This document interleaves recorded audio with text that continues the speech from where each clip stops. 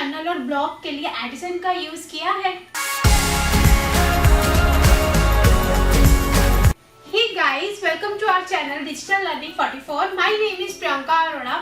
आज मैं आपके साथ बात करने जा रही हूँ कुछ ऐसे टेक्निकल टर्म्स के बारे में जो आपको इस तभी पता होगी अगर आपने एडिसन का यूज किया है इन यूट्यूब और इन ब्लॉग में। ब्लॉग जब आप लिखते हो या फिर आप यूट्यूब चैनल पे अपना कोई ब्लॉग वगैरह क्रिएट करते हो या यूट्यूब चैनल पे आप कोई वीडियो बनाते हो, उसमें जब आप एडिसन का यूज करते हो तब आपको इन टेक्निकल टर्म्स के बारे में बताया जाता है। तो ये टेक्निकल टर्म्स बेसिकली क्या है जो आज मैं आपके साथ बात करने जा रही हूँ, वो एडिसन में ही यूज हुई है। लाइक 6CS में सबसे पहली टर्म है CPM, फिर है CTR, फिर है CPA, CPL, CPC and CPS। तो CPM का क्या मतलब है? ऑब्वियस है, कॉस्ट पर माइल, लेकिन इसको बोला क्या जाता है? Cost per 1000। उसके बाद नेक्स्ट है CTR। CTR का क्या मतलब है? Click through rate. नेक्स्ट है CPA यानी कि कॉस्ट पर एक्शन। अब है CPL। CPL का मतलब है कॉस्ट पर लीड। CPC का क्या मतलब है? Cost per click. CPS का क्या मतलब है? Cost per cell. अब ये टर्म्स बेसिकली क्या है? आज मैं इन टर्म्स के रिगार्डिंग आपसे बात क्यों करने वाली हूँ, चलिए देखते हैं। वैसे तो ये टर्म्स इतनी टफ तो नहीं होती, इजी है ये टर्म्स। अगर मैं ऑनलाइन एडवर्टाइजिंग की बात करूं तो यहाँ पर आपको मुख्य रूप से 3 टाइप के लोग देखने को मिल जाते हैं। सबसे पहले जिसमें पब्लिशर मिल जाता है, दूसरे नंबर पे इस पे आपको कंटेंट क्रिएटर मिल जाता है। ये सारे इंटरनेट पे क्या करते हैं? अपने कंटेंट को क्रिएट करते हैं। लेकिन जब भी अपने कंटेंट को क्रिएट करने लगते हैं ये सब किसके थ्रू जाता है? ऑब्वियस है यूट्यूबर के थ्रू। यूट्यूब, अगर वो यूट्यूबर है तो ऑब्वियस है वो कंटेंट राइटर भी होंगे, क्योंकि वो हमेशा यूट्यूब आपसे एक डिफरेंट कंटेंट मांगते हैं। कभी भी आप किसी का कंटेंट कॉपी पेस्ट तो करते नहीं हो। ऑब्वियस है आपका कंटेंट जो होता है वो हमेशा यूनिक होता है। अब यूनिक कंटेंट के लिए आपको कौन कौन से पर्सन्स की ज़रूरत पड़ती है? कंटेंट क्रिएटर्स की। कंटेंट क्रिएटर होगा तो वही काम करेगा, वही यूनिक कंटेंट्स बनाएगा। अगर मैं ऑनलाइन एडवर्टाइजिंग की बात करूं तो ऑनलाइन एडवर्टाइजिंग कभी भी एक पर्सन के साथ नहीं चलती। हमेशा ऑनलाइन एडवर्टाइजमेंट जब भी हमने चलानी होती है वो उसके लिए डिफरेंट पर्सन्स होते हैं। लाइक जैसे पब्लिशर्स हो गए, पब्लिशर्स में आ जाते हैं कंटेंट क्रिएटर जो कि इंटरनेट पे अपना कंटेंट क्रिएट करके डालते हैं। अगर मैं बात करूँ उसके ब्लॉगर्स के या यूट्यूबर्स के, वो टेक्स्ट और वीडियो के फॉर्मेट में डालते हैं, है ना। ब्लॉगर्स ब्लॉग लिखते हैं और जो यूट्यूबर्स होते हैं वो यूट्यूब के थ्रू अपना जो उन्होंने यूनिक कंटेंट बनाया होता है वो उसको दूसरों के सामने रिप्रेजेंट करते हैं। तो वो सब क्या है? ये एक एडवर्टाइज का ही तरीका है, नॉलेज अपनी शेयर करने दूसरों के साथ या दूसरों को किसी चीज़ के बारे में बताना। तो दूसरी श्रेणी में कौन से लोग आ जाते हैं जिन्हें हम एडवर्टाइजर भी बोलते हैं। एडवर्टाइजर का मतलब होता है वो दूसरों के प्रोडक्ट्स को प्रमोट करते हैं with the help of digital marketing. वो ऑनलाइन कैसे दूसरों का प्रमोशन, दूसरों के प्रोडक्ट्स को प्रमोट कर सकते हैं, कैसे वो एड्स को बनाते हैं, कैसे उसमें डिफरेंट सस्पेंस क्रिएट करके एक ऐड बनाई जाती है। तो वो सब क्या, वो भी सारे एडवर्टाइजर्स ही हैं। एक बिजनेस को कैसे रन करना है वो सारी चीज़ें भी ऑनलाइन एडवर्टाइजिंग में ही आ जाती है कि उसको किस वे से आपने दूसरों के सामने रिप्रेजेंट करना है, उस प्रोडक्ट्स को किस वे से दूसरों के सामने आपने प्रमोट करना है। थर्ड इसमें आ जाती है एक एडवर्टाइजिंग एजेंसी। एडवर्टाइजिंग एजेंसी कौन सी होती है? गूगल एडवर्ड्स हो गए, कि जो एक ऐसा मीडियम है। तो मीडियम एजेंसी क्या करती है? क्रिएटर्स को और एडवर्टाइजमेंट्स जो पर्सन देखना चाहते हैं अगर उनको कोई चीज़ चाहिए तो उन दोनों को आपस में मिलाती है। लाइक आप एग्जांपल ले लो प्रॉपर्टी डीलर की, कि प्रॉपर्टी डीलर क्या करते हैं? एक बंदा है वो प्रॉपर्टी बेच रहा है, दूसरा पर्सन जो है वो प्रॉपर्टी खरीदना चाहता है। उन दोनों को आपस में मिलाने का काम कौन करता है? ऑब्वियस है प्रॉपर्टी डीलर ही करेगा। तो उसी वजह से जो कंटेंट एक पर्सन ने लिखा है या क्रिएट किया है उसको दूसरों तक पहुंचाना with the help of advertisement, तो वो काम किसका हो जाता है? एक एडवर्टाइजिंग एजेंसी का, जैसे कि गूगल एडवर्ड्स होगी।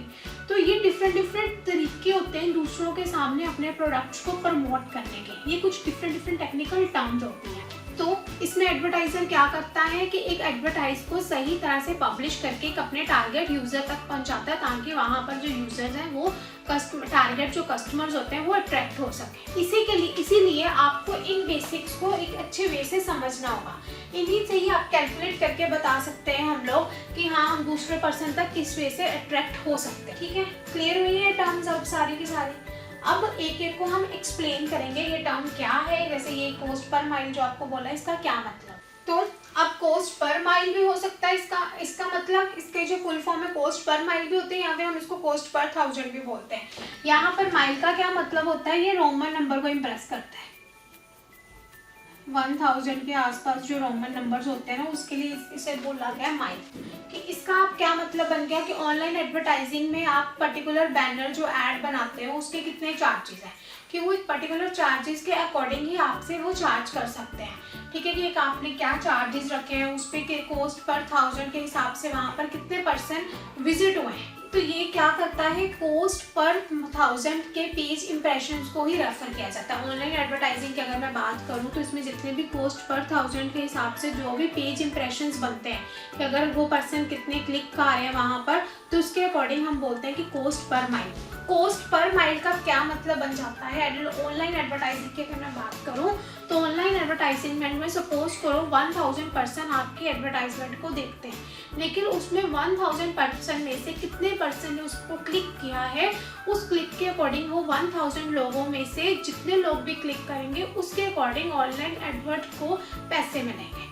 कि जैसे उन्होंने रखा हो कि 1000 बंदा है, अगर मेरे पास 1000 पर्सन में से अगर सपोज करो 10% ने क्लिक किया तो पर पर्सन अगर उसने 10 रुपीज़ रखे हुए हैं तो उनको टोटल कितने अमाउंट मिलेगी 100। तो ये कॉस्ट पर 1000 के अकॉर्डिंग आ जाता है कि अगर 1000 पर्सन ने देखा, 1000 पर्सन में से कितने पर्सन उस पर क्लिक कर रहे हैं, क्लिक करने के बाद जो अमाउंट बनती है वो अमाउंट जब हम गूगल एडवर्ड्स को पे करते हैं तो that's will come under the cost per mile, या हम बोल सकते हैं कॉस्ट पर 1000। इसको कॉस्ट पर माइल इसीलिए बोला गया था क्योंकि ये रोमन वर्ड में आ जाता है। 1000 को रोमन वर्ड में m रिप्रेजेंट किया जाता है, तो उसके लिए इसका नाम जो है कॉस्ट पर माइल है, लेकिन इसका एक्चुअल में मीनिंग होता है कॉस्ट पर 1000। तो अब नाम से क्या पता चल रहा है कि कॉस्ट पर माइल का फॉर्मूला क्या बनेगा, ऑब्वियस है CPM is equals to cost multiply by 1000 divided by target, है ना जी।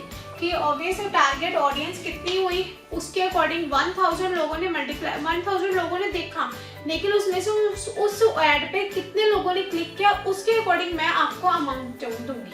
ठीक है, मैं आपको उतनी अमाउंट ही दूंगी जितने लोग उस पर क्लिक करेंगे। अगर क्लिक कम आएंगे तो अमाउंट कम मिलेगी, क्लिक ज़्यादा आएंगे तो अमाउंट ज़्यादा मिलेगी।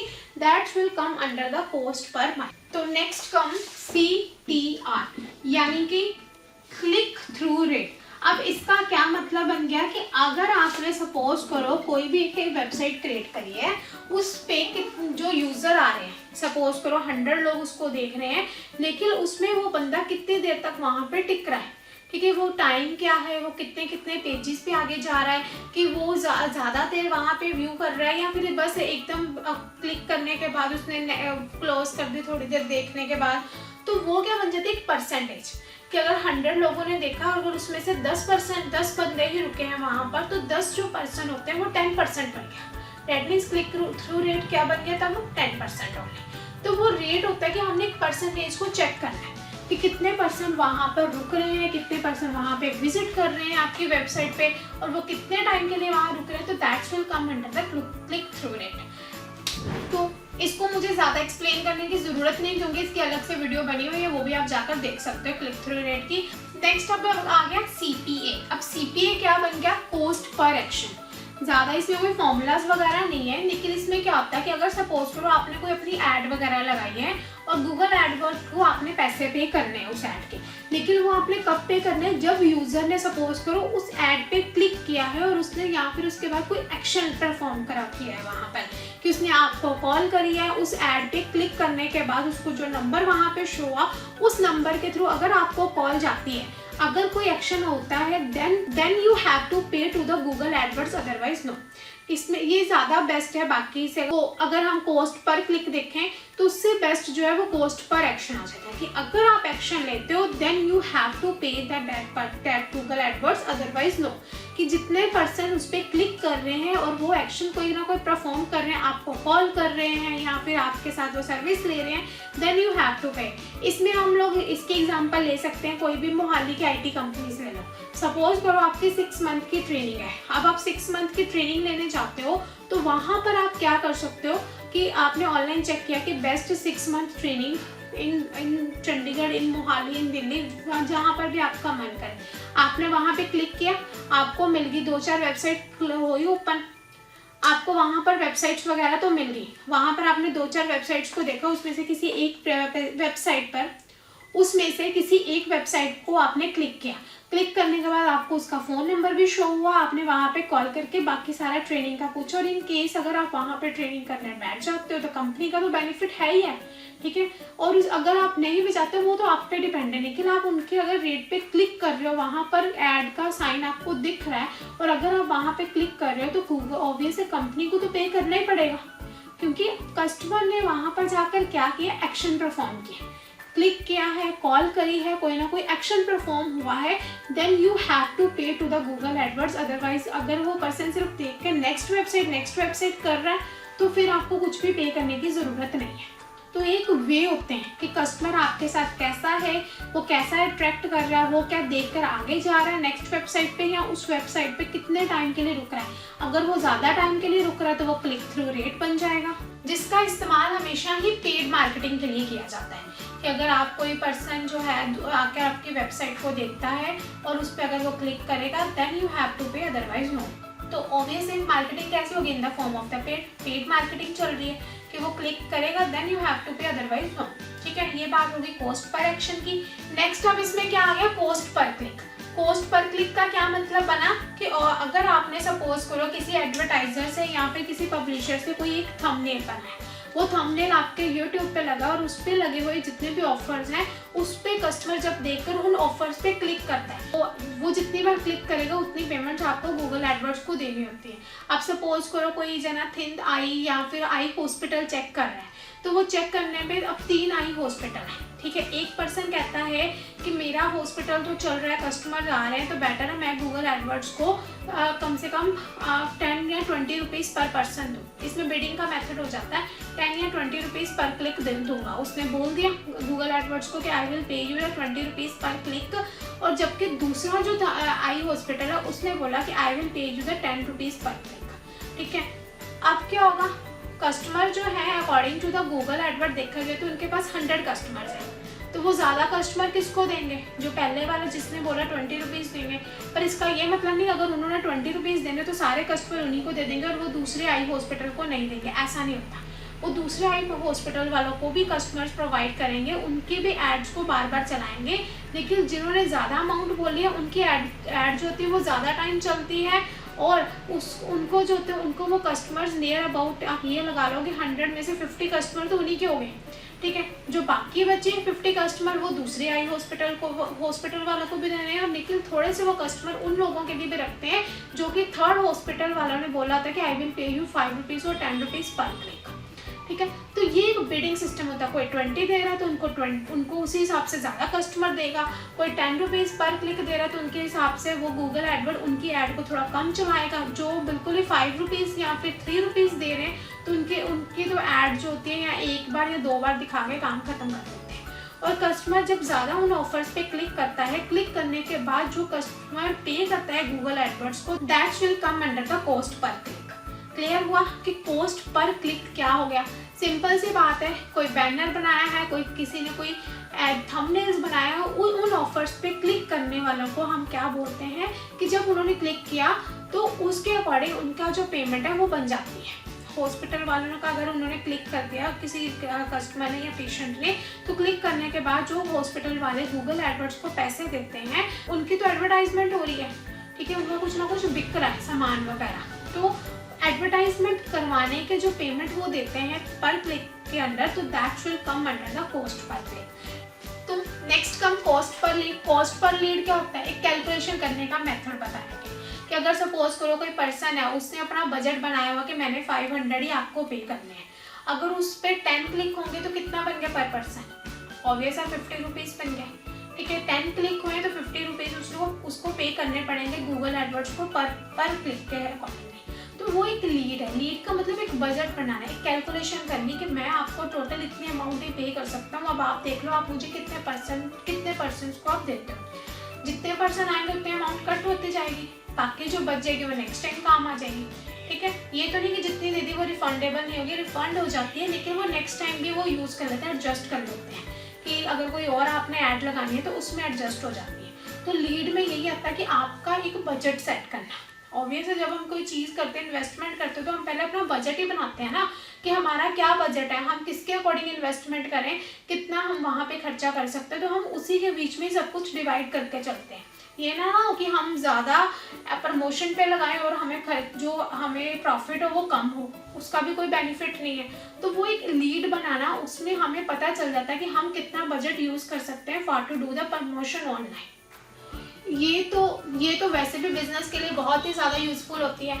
अगर कोई मार्केटिंग मॉडल आप बनाते हो, मार्केटिंग मॉडल के रिजल्ट को फोकस देने के लिए, रेवेन्यू को जनरेट करने के लिए कॉस्ट पर लीड जो होती है, that is one of the best. तो CPL से क्या होता है कि ये आपके बिजनेस के वैल्यू को कंपेयर करने के लिए यूज़ करा जाता है कि आप अगर आपका बिजनेस इन केस छोटा है तो CPL जो होता है वो आपकी उसी वे से ही मदद करता है। ठीक है, तो इससे क्या होता है कि वो आप बजट बनाकर उनको पे कर देते हो कि मेरा इतना बजट है, उसके अकॉर्डिंग आप मुझे कस्टमर दो, या कॉस्ट पर क्लिक में उसी के अकॉर्डिंग ही पे कर सकते। कैंपेनियन में भी अगर हम देखें तो CPL जो होता है वो सबसे ज़्यादा हायर राउंड ही प्रदान करता है, क्योंकि ये एक बेसिक मार्केटिंग है। मार्केटिंग करने का तरीका आपको 7P या 6P की जो मार्केटिंग समझाई थी उसमें भी बोला था कि मार्केटिंग जब आप करते हो तो लास्ट में प्रमोशन जो होता है दैट इज़ इम्पॉर्टेंट। प्रमोशन कैसे करी जा सकती है, उसका क्या वे होता है, वो सब भी बहुत ज़्यादा इंपॉर्टेंट होते हैं। तो वो करने के लिए सब आपके लिए कॉस्ट पर जो लीड होता है दैट इज़ द बेस्ट। अगर आपका बिजनेस जो है वो अभी थोड़ा छोटा है कि अभी आपने स्टार्ट ही किया, तो उसके लिए आप कॉस्ट पर लीड ही रख सकते हो। क्लियर है। नेक्स्ट अब इसमें आ जाता है CPS अब क्या है, कॉस्ट पर सेल। ऑब्वियस है, तो कॉस्ट पर सेल का क्या मतलब बन गया, ये तो वैसे भी बहुत ही फेमस ऑनलाइन मार्केटिंग टूल है, क्योंकि अगर हम एडवर्टाइजर की बात करें या क्रिएटर की बात करें, इन दोनों के लिए कॉस्ट पर सेल एक्शन लेना बहुत ही ज़्यादा इंपॉर्टेंट हो जाता है, यहाँ पे बहुत ही यूजफुल। क्योंकि इसमें क्या हो जाता है कि इसमें आपको एक अगर कोई सेल आप करते हो किसी पर्सन की, तो उसमें आपको कमीशन मिलती है। लाइक एफिलिएट मार्केटिंग का ही मेथड आ गया कि जो रेवेन्यू आप जनरेट करना चाहते हो वो आप पहले एडवर्टाइजमेंट करो, प्रमोशन हो गया, क्लिक किसी बंदे ने करके सपोज करो वो सामान खरीद लिया, तो आपकी कमीशन बन गई वहाँ पर। तो that's will come under the cost per sale. तो ज़्यादातर अगर मैं एफिलिएट प्लान की बात करूँ तो वहाँ पर आता ही कॉस्ट पर सेल है। क्लियर हुआ अब कि कॉस्ट पर एक्शन क्या है, कॉस्ट पर सेल क्या है, कॉस्ट पर लीड क्या है, क्लिक थ्रू रेट क्या है, कॉस्ट पर क्लिक क्या है। ठीक है, ये डिफरेंट टर्म्स है, क्योंकि अगर आप मार्केटिंग करने बैठे हैं तो प्रमोशन के टाइम पे गूगल एडवर्ड या फिर ऑनलाइन अगर हम यूट्यूब पे कोई चैनल क्रिएट करते हैं तो गूगल एडवर्ड्स जो चाहिए। गूगल एडवर्ड्स जब आपने गूगल एडवर्ड के साथ काम करना है तो उस टाइम पर आपको ये छोटी छोटी टर्म्स के बारे में पता होना ही चाहिए। ठीक है, ये टर्म्स तब बहुत ज़्यादा इंपॉर्टेंट आ जाती है, क्योंकि कॉस्ट पर क्लिक क्या बन गया, कॉस्ट पर लीड पता होगा तो आप अपने बिजनेस के अकॉर्डिंग प्लान कर पाओगे ना, एक स्ट्रेटजी बना लोगे कि मुझे किस टाइप से अपना चैनल क्रिएट करना है, किस टाइप से मेरा कितना बजट है कि मैं दूसरों के सामने मेरा कितना बजट है कि मैं अपने चैनल को प्रमोट कर सकूं। ठीक है, एक तरीका होता है, एक बजट होता है, ये सब बनाना बहुत ज़्यादा इंपॉर्टेंट हो जाता है। ठीक है, तो ये टर्म्स समझ में आई, ये टर्म्स आपके लिए इंपॉर्टेंट हो जाती है। अगर आपको इन केस इंटरव्यू पे कोई क्वेश्चंस के आंसर देने तो ये सारी टर्म्स इंपॉर्टेंट है। ठीक है, क्योंकि आपको पहले वीडियोस में इंटरव्यूज़ की टिप्स भी बताई गई है, इंटरव्यूज़ की टिप्स बताएंगे। अब उसके बाद मार्केटिंग क्या आ जाती है, डिजिटल मार्केटिंग क्या आ जाती है, ये भी क्लियर किया है मैंने। ठीक है, कि मार्केटिंग के अंदर कौन कौन से 7Ps है वो भी आपको वीडियो में बताया गया है। आप बहुत बाकी वीडियोज़ देखो ना हमारी, उसमें हर एक के बारे में बताया गया आपको। अब उसके बाद आज मैंने आपको बताया कि वो 6C कौन कौन से हैं। ठीक है, कि कॉस्ट पर एक्शन क्या है, कॉस्ट पर क्लिक क्या है, कॉस्ट पर लीड क्या है, कॉस्ट पर सेल क्या है। ठीक है, को क्लिक थ्रू रेट क्या है, ये सारे डिफरेंट 6Cs हैं। कॉस्ट पर माइल क्या है, जो ये सारे डिफरेंट Cs ही तो हैं जो आपको पता होना चाहिए while doing the marketing. Clear है। सो आज के लिए इतना ही काफ़ी है। If you like this video then like it, share it and subscribe. Thank you so much for today. Subscribe कीजिए डिजिटल लर्निंग 44 को और नोटिफिकेशन बेल को प्रेस कीजिए टू कीप लर्निंग डिजिटली।